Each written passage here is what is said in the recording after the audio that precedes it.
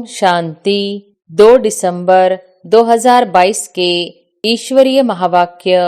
पहले एक नजर मुरली के मुख्य पॉइंट पर। बाबा ने कहा, बेहद का बाप एक ही है जो परमधाम से आया है। उस निराकार को ही पुकारते हैं, उनको भगवान कहा जाता है। ब्रह्मा विष्णु शंकर देवता है। भगवान जो परमधाम में रहते हैं वह सब आत्माओं का बाप है। आत्मा का स्वधर्म है ही शांत। यह आत्मा बात करती है। आत्मा रहती है शांति धाम में, वहां ही उसको शांति मिलेगी।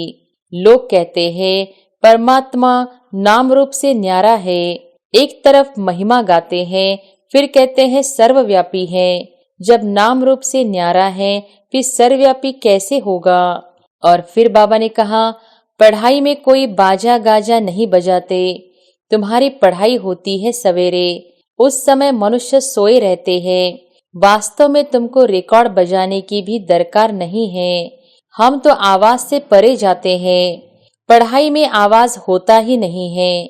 बाप बैठ मंत्र देते हैं, बच्चे चुप रहकर मुझे याद करो। जितना बाप के साथ बुद्धि योग रखेंगे तो खाद निकल जाएगी, नहीं तो सजा खाकर फिर सिल्वर एज में आ जाएंगे। बाबा का मन मनाभव मंत्र तो बहुत नामी ग्रामी है। देही अभिमानी बनो, देह के सब धर्म छोड़ो। यह ज्ञान तुम कोई भी धर्म वाले को दे सकते हो। और फिर लास्ट में बाबा ने कहा, हम भी मुसाफिर, तुम भी मुसाफिर हो, परंतु तुम मुसाफिर पुनर्जन्म में आते हो, मैं मुसाफिर पुनर्जन्म में नहीं आता। एक मुसाफिर सारी दुनिया को हसीन बनाने वाला है। कब्रिस्तान को बदल परिस्तान स्थापन करते हैं। उदासी आती है तो अपने को रिफ्रेश करने के लिए भले ऐसे ऐसे गीत बजाओ, परंतु जितना आवाज कम करेंगे तो अच्छा है। और अब सुनते हैं महावाक्यों को विस्तार से। मुरली का सार।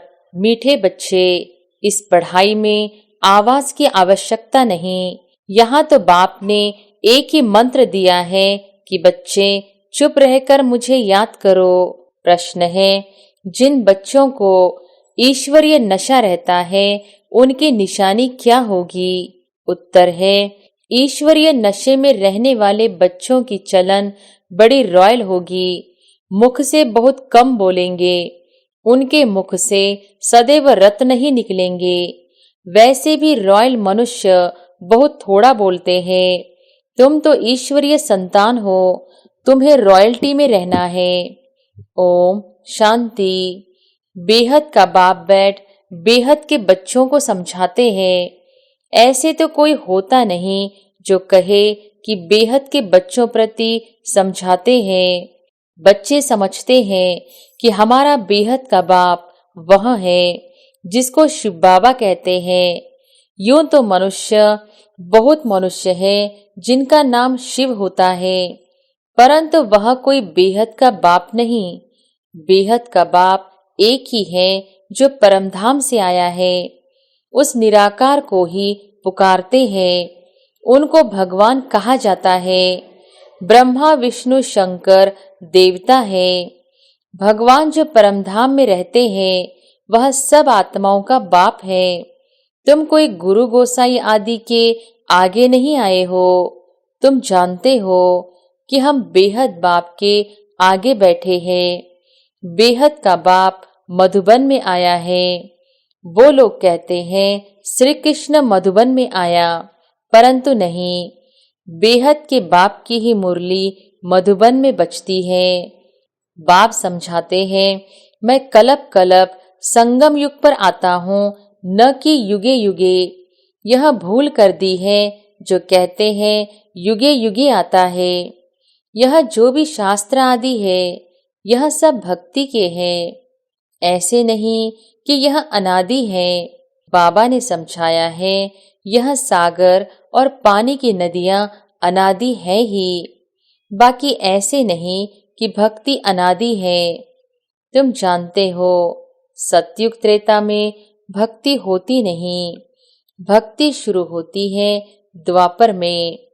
बेहद का बाप जो ज्ञान का सागर है, वह इस ब्रह्मा द्वारा बैठ ज्ञान सुनाते हैं।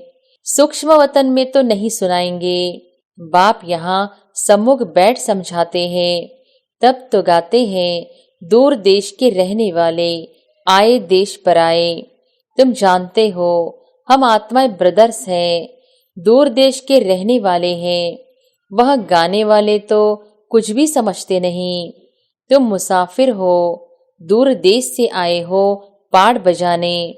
तुम जानते हो यह कर्म क्षेत्र है, यहाँ हार और जीत का खेल है। यह भी बाप समझाते हैं।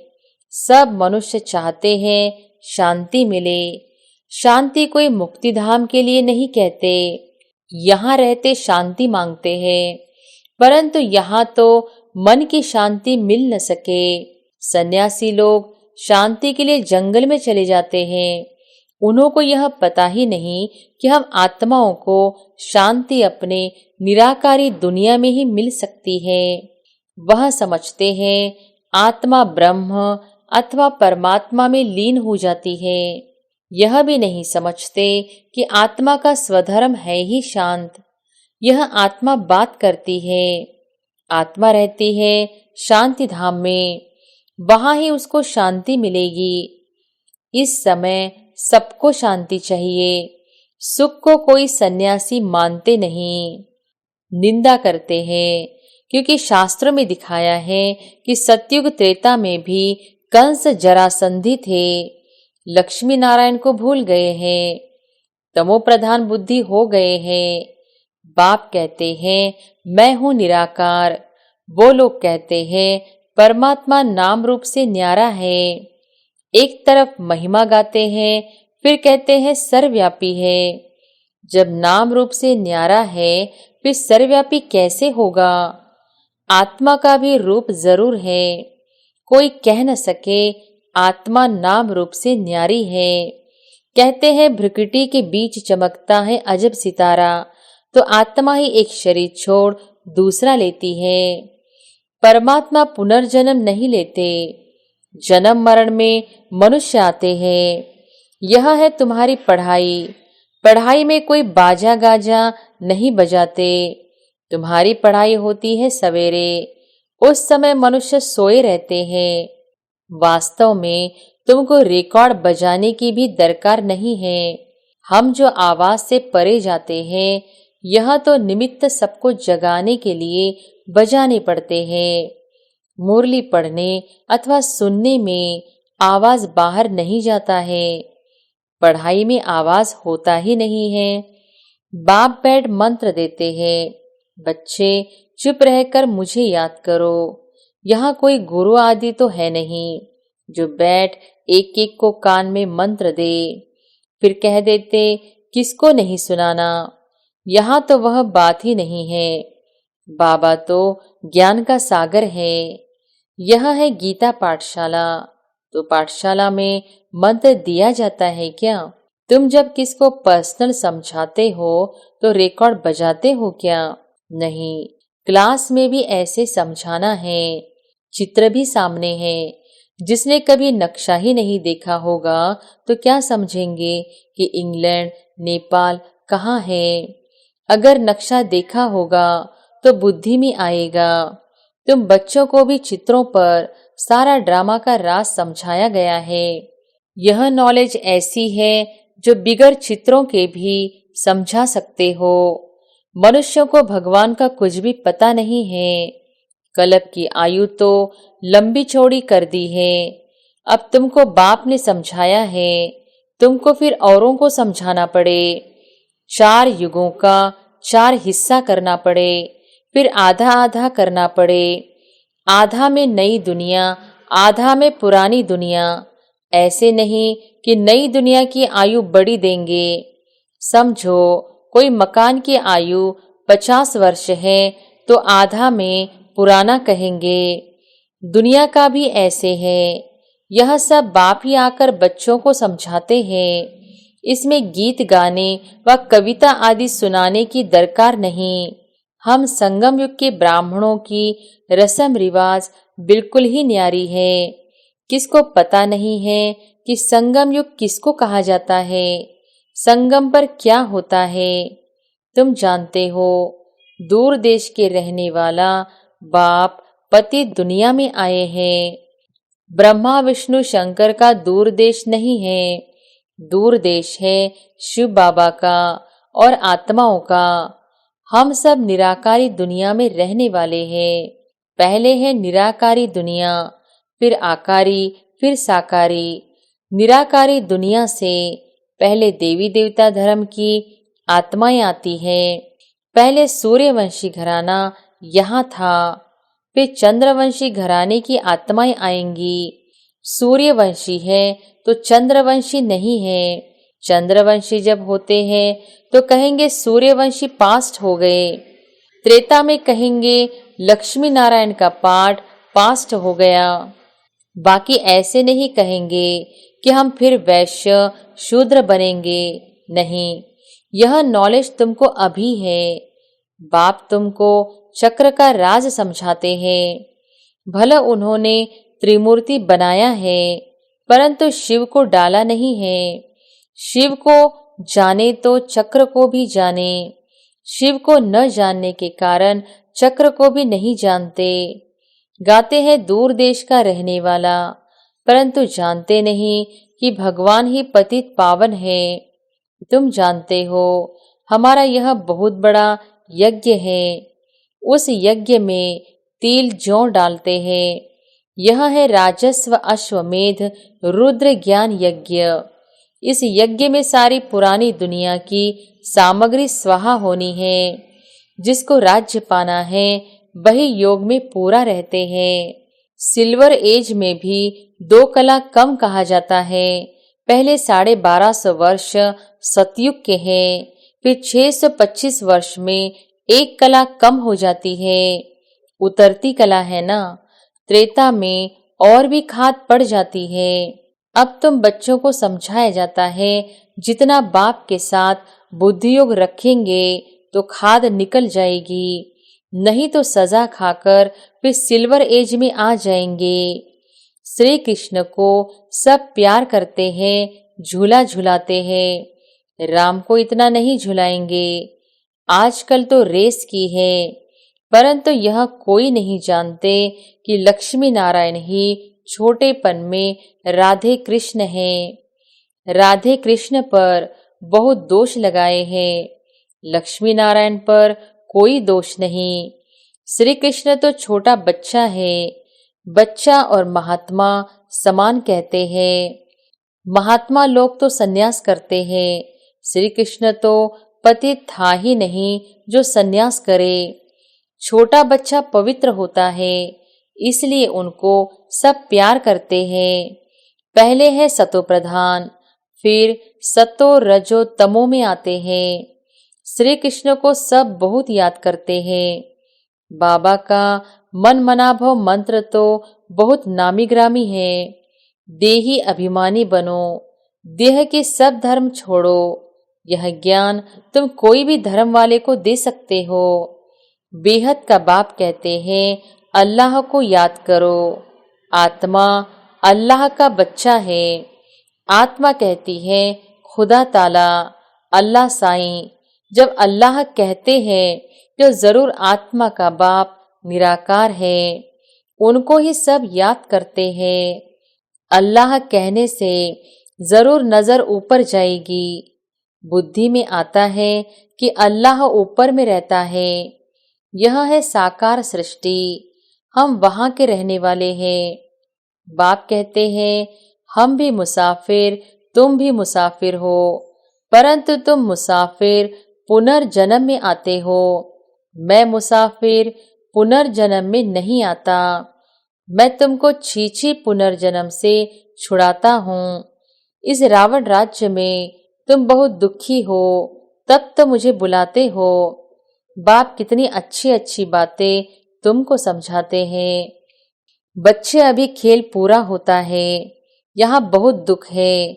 हर चीज कितनी महंगी हो गई है, फिर सस्ती थोड़ी ही होगी। आगे सस्ताई थी, सबके पास अनाज आदि खूब रहता था। सतयुग को कहते हैं गोल्डन एज। वहां सोने के सिक्के थे, वहां सोना ही सोना होगा, चांदी भी नहीं। वहां बाजार भी भपके की होगी। हीरे जवाहरत क्या क्या पहनते होंगे। वहां हीरे जवाहरातों का ही खेल चलता है। खेती बाड़ी ढेर होगी। यहाँ अमेरिका में अनाज इतना होता है जो जला देते हैं। अभी तो जो बचत होती है वह बेच देते हैं, भारत को दान करते हैं। भारत की गति देखो क्या हो गई है। बाप कहते हैं, मैंने तुमको कितना राज्य भाग्य दिया था। तुम्हारा देवी देवता धर्म बहुत सुख देने वाला है। उनको ही कहा जाता है गोल्डन एज। मोहम्मद गजनवी कितने हीरे जवाहरातों के माल लूट कर ऊंट भराकर ले गया। कितना माल उठाया होगा, कोई हिसाब थोड़ी ही कर सकेंगे। अब तुम फिर मालिक बन रहे हो। एक मुसाफिर सारी दुनिया को हसीन बनाने वाला है। कब्रिस्तान को बदल परिस्तान स्थापन करते हैं। यहाँ तुम बच्चे आए हो रिफ्रेश होने, मुसाफिर को याद करते हो। तुम भी मुसाफिर हो। यहाँ आकर 5 तत्वों का शरीर लिया है। सूक्ष्म वतन में 5 तत्व होते नहीं। 5 तत्व यहाँ होते हैं जहाँ तुम पाड़ बजाते हो। हमारा असली देश वहाँ है। इस समय आत्मा पतित बन गई है, इसलिए बाप को पुकारते हैं कि आप आओ, आकर हमको पावन बनाओ। रावण ने हमको पतित बनाकर काला कर दिया है। जब से रावण आया है तो हम पतित बने हैं। अब समझते जरूर है हम पावन थे, तब तो याद करते हैं। हे पतित पावन आओ, कोई तो है जिसको बुलाते हैं। बच्चे बाप को बुलाते हैं ओ गॉड फादर। उनका नाम ही है हेविनली गॉड फादर, तो जरूर हेविन ही रचेगा। बाबा ने समझाया है, पढ़ाई में बाजे गाजे की दरकार ही नहीं है। बाबा ने कह दिया है कोई अच्छे अच्छे रिकॉर्ड है जो बाबा ने बनवाए हैं, तो जब देखो उदासी आती है तो अपने को रिफ्रेश करने के लिए भले ऐसे ऐसे गीत बजाओ, परंतु जितना आवाज कम करेंगे तो अच्छा है। रॉयल मनुष्य कम आवाज करते हैं, मुख से थोड़ा बोलना है, जैसे रत्न निकलते हैं। तुम ईश्वर के बच्चे हो तो कितनी रॉयल्टी, कितना तुम्हारे में नशा होना चाहिए। राजा के बच्चे को इतना नशा नहीं होगा जितना तुमको रहना चाहिए। अच्छा, मीठे मीठे सिकिलधे बच्चों प्रति माता पिता बाप दादा का याद प्यार और गुड मॉर्निंग। रूहानी बाप की रूहानी बच्चों को नमस्ते। धारणा के लिए मुख्य सार, पहली पॉइंट, अपने को सदा रिफ्रेश रखना है, मुख से रत्न ही निकालने हैं। कभी उदासी आदि आए तो बाबा के बनवाए हुए गीत सुनने हैं। दूसरी पॉइंट, देही अभिमानी बनने की प्रैक्टिस करनी है। याद में रहे खाद निकालने का पुरुषार्थ करना है। वरदान है, एक की याद में मन को एकाग्र कर मन मनाभव रहने वाले एवर रेडी संपूर्ण भव। एक की याद में मन को एकाग्र कर मन मनाभव रहने वाले एवर रेडी संपूर्ण भव। सदैव स्मृति में रखो कि हर समय एवर रेडी रहना है। किसी भी समय कोई भी परिस्थिति आ जाए, लेकिन हम एवर रेडी रहेंगे। कल भी विनाश हो जाए तो हम तैयार हैं। एवर रेडी अर्थात संपूर्ण। संपूर्ण बनने के लिए एक बाप, दूसरा न कोई, यह तैयारी चाहिए। मन सदा एक की तरफ मन मनाभव है तो एवर रेडी बन जाएंगे। एवर रेडी होकर सेवा करो तो सेवा में भी सहयोग मिलेगा, सफलता भी मिलेगी। स्लोगन है, बाप की 1000 गुना मदद के पात्र बनना है तो हिम्मत के कदम आगे बढ़ाओ। अच्छा, ओम शांति।